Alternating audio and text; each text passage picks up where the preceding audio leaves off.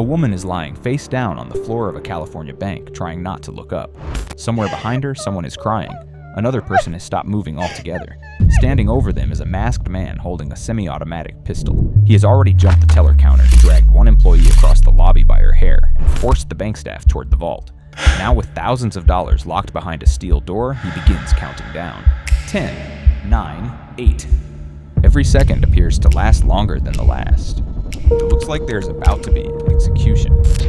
An employee quietly pulls out her phone and sends what she thinks could be the last message her children will ever receive. Around her, nobody screams or runs. They simply wait to find out whether the countdown ends with the vault opening or with gunfire. The vault finally unlocks. The robber and his accomplice don't waste a second. Instead of stuffing money into duffel bags, they begin filling ordinary trash cans with stacks of cash before calmly wheeling them out of the bank. We have a crime alert tonight. The FBI is searching for this man who dragged a bank teller to a vault and then walked out with a recycling bin full of cash. It happened this morning at the Cal Coast Credit Union in Scripps Ranch. 10 News reporter Matt Boone spoke to neighboring employees who said the whole mall was closed for the investigation. Outside, they climb into a stolen getaway vehicle and disappear. By the time police arrive, they're already gone, leaving behind almost no clue who they are. It wasn't the first time this had happened. Over the last 3 years, banks across San Diego County had been hit by takeover robberies. Nearly $390,000 vanished across 4 robberies. Yet despite the surveillance cameras, eyewitnesses, and one of the largest investigations of its kind in Southern California, the FBI couldn't put a name to the man behind the mask. And the more they looked, the colder the trail would become. It's just before 10 a.m. on May the 23rd, 2019. Inside the San Diego County Credit Union branch on South Center City to Parkway and Escondido, only a handful of employees are working. There are no customers inside. Nothing appears unusual, but somewhere else in the city, the robbery is already underway. It just hasn't reached the bank yet. Earlier that morning, a Chevrolet Suburban was stolen for the purpose of this mission. However, this isn't the escape plan. It's only the first half of it. A second vehicle has already been positioned less than a mile away. Every step has been calculated long before anyone walks through the front doors. At 9:50 that morning, the stolen Suburban pulls up directly against the entrance of the credit union. At least 3 masked men climb out. They're dressed almost identically: hoodies, gloves, masks, handguns already drawn. Before anyone has time to react, they force their way inside and immediately seize control of the building. Employees are ordered onto the floor at gunpoint. One robber levels his pistol at a bank employee and demands access to the vault while another covers the rest of the room, making sure nobody moves. Everyone inside instantly understands who's in control. The robber moves with remarkable confidence. He vaults the teller counter as though he's done it before. The objective isn't simply to steal money, it's to overwhelm the employees psychologically before they have time to think. Once inside the vault, one of the robbers empties an ordinary bank trash can and begins loading it with cash. Within moments, approximately $91,297 has disappeared from the vault. Then just as quickly as they arrived, they're gone. The crew climbs back into the stolen Suburban and heads south toward Interstate 15. Somewhere along the route, they abandon the vehicle, transfer into the second car waiting nearby, and vanish into morning traffic. By the time police flood the area, the only things left behind are shaken employees, surveillance footage of masked faces, and a stolen SUV that appears to offer almost nothing useful. It is the first robbery in a carefully engineered series, and at this point they have no name, no suspect, and no reason to believe the same man will strike again. 6 months pass, and for a while, it looks like the robbers have disappeared. There are no arrests, no public suspects, and no indication that investigators are any closer to identifying the masked men who emptied a bank vault in Escondido. If the first robbery was a one-off, the trail has already gone cold, but on the morning of November 27th, 2019, the day before Thanksgiving, that illusion comes to an end. Just before the California Coast Credit Union on Mira Mesa Boulevard opens for business in Scripps Ranch, the operation begins exactly as it had 6 months earlier. Another vehicle is stolen shortly before the robbery. Another getaway car is staged nearby.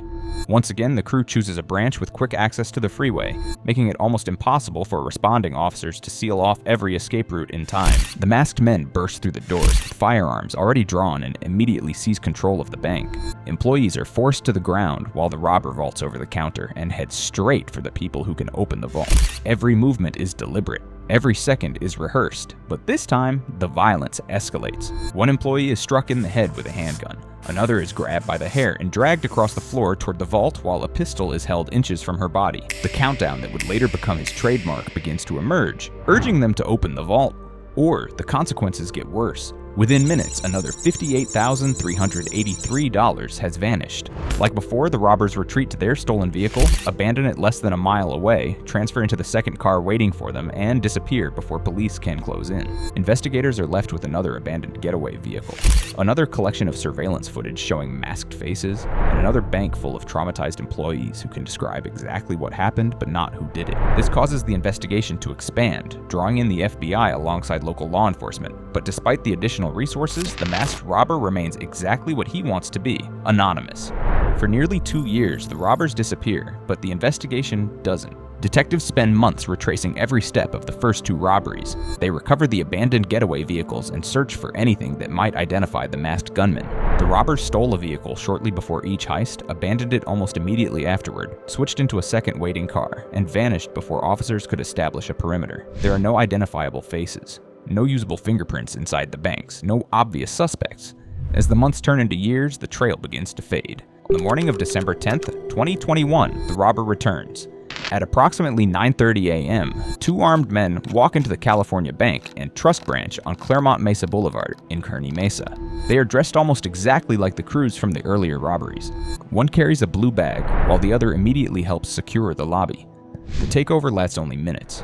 The robbers force employees to comply at gunpoint while making their way directly to the vault. There is no attempt to negotiate. The objective is the vault, just as it had been in Escondido and Scripps Ranch. By the time they leave, they have stolen approximately $174,568, the largest haul of the entire robbery spree. Outside, they escape in another stolen SUV, which police later recover abandoned, exactly as they had after the previous attack. Once again, the robbers themselves are nowhere to be found. 3 robberies, nearly $250,000 stolen, dozens of witnesses, an FBI task force. Still, the masked robber remains anonymous. The 4th and final robbery took place on November 8, 2022, at the California Bank and Trust Branch in Carlsbad. By then, the crew had refined its method to near perfection.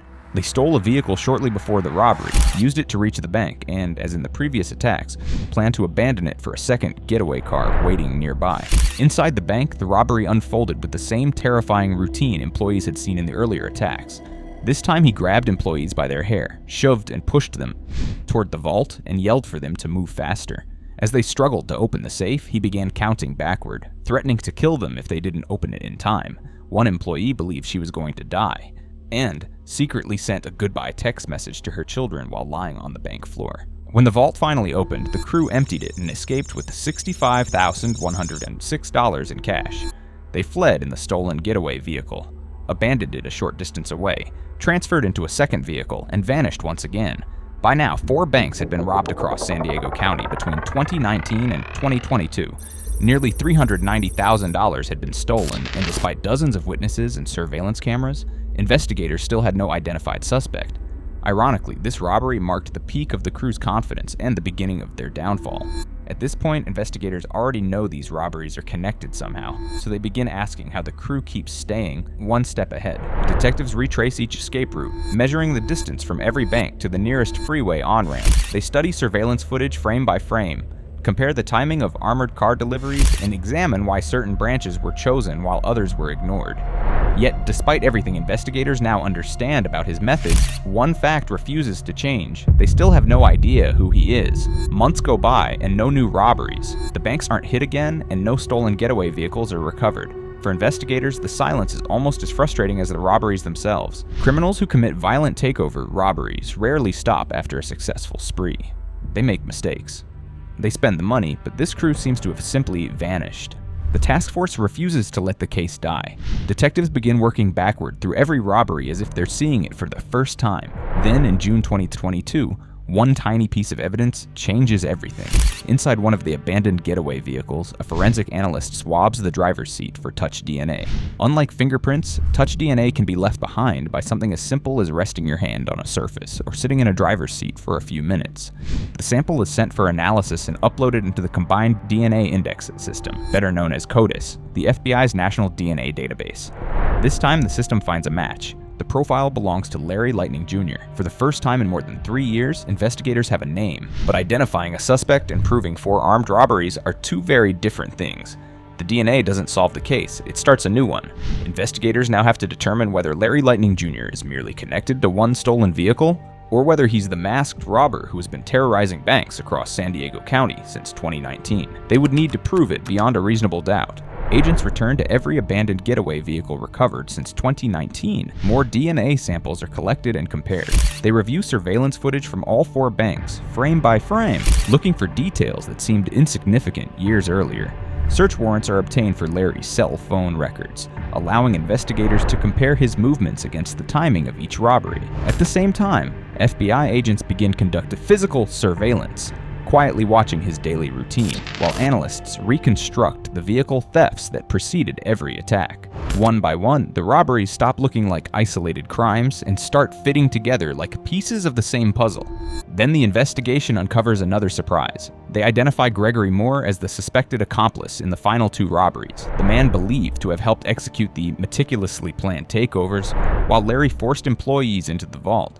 It appears the operation had evolved into a coordinated crew, but investigators never get the chance to question him.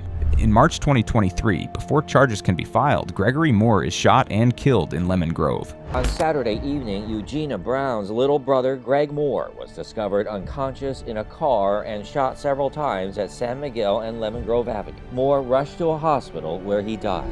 Authorities later say the homicide is unrelated to the bank robbery investigation. Whatever answers Moore might have provided die with him. There will be no interrogation, no confession, and no second defendant standing beside Larry in court. The trial lasts almost a month. 76 witnesses take the stand. FBI agents, crime scene analysts, DNA experts, detectives, bank employees. One after another, they reconstruct 4 robberies that unfolded across 3 years. Each witness adding another piece to a puzzle the jury must decide whether to believe. For the people affected, the trial means reliving the worst moments of their lives. The defense doesn't deny that the robberies happened. Instead, it attacks the investigation itself. There are no fingerprints placing Larry inside any of the banks. No surveillance footage showing his face. No confession.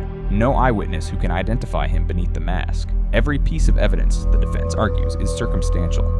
DNA places him inside stolen vehicles, not inside the banks. Cell phone records suggest movements, but not guilt. Suspicion, they tell the jury, isn't proof beyond a reasonable doubt. The prosecution sees the case differently. No single piece of evidence is supposed to prove the case. That's not how it was built. Instead, prosecutors ask the jury to step back and look at the whole picture. DNA recovered from multiple stolen getaway vehicles, cell phone records consistent with the timing of the robberies, vehicle thefts that mirror one another, escape routes that follow the same pattern. 4 nearly identical crimes committed over 3 years by someone who planned every detail the same way every single time. Individually, each piece can be questioned. Together, prosecutors argue they point in only one direction.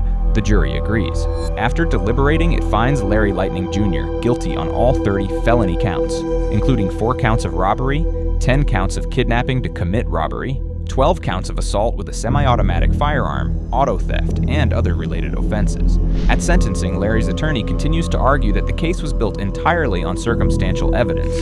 Superior Court Judge Polly Shamoon doesn't disagree. She acknowledges that it is calling it one of the strongest circumstantial cases this court has ever seen. With the verdict delivered, all that remains is sentencing. You see, on paper, the robberies don't appear extraordinary. 4 banks and just under $390,000 stolen. No one was killed, but California law doesn't sentence defendants based only on the amount of money they take. It also considers how they take it, and over the course of the trial, prosecutors had shown that these were violent takeover robberies in which employees were held at gunpoint, dragged by their hair, beaten, and forced toward vaults while believing they were about to die. Those actions transformed what might have been a robbery case to something far more serious. Then comes another factor that changes everything. Larry Lightning Jr. isn't being sentenced as a first-time offender. His criminal history includes prior serious felony convictions, making him eligible for California's 3 strikes law. Under that law, repeat violent offenders face dramatically enhanced penalties. Because each robbery involved multiple people and separate offenses, many of the sentences are ordered to run consecutively rather than at the same time. Instead of serving one lengthy prison term, Larry is effectively sentenced over and over again, each conviction adding another block of time onto the last last until the number becomes almost impossible to comprehend. Before announcing the sentence, Superior Court Judge Polly Shamoon turns her attention directly to Larry. Addressing him from the bench, she says, "It wasn't enough for you to rob these people. You had to humiliate them. You had to make sure that they knew that they had their lives in your hand." Finally, Larry is sentenced to 488 years and 8 months to life in state prison. For the bank employees who spent years reliving those mornings, it is the end of a case that began with a masked robber no one could identify. For investigators, it is the conclusion of an investigation that was revived by a single DNA swab from the driver's seat of an abandoned getaway car. And for Larry Lightning Jr., it means he will almost certainly spend the rest of his life behind bars.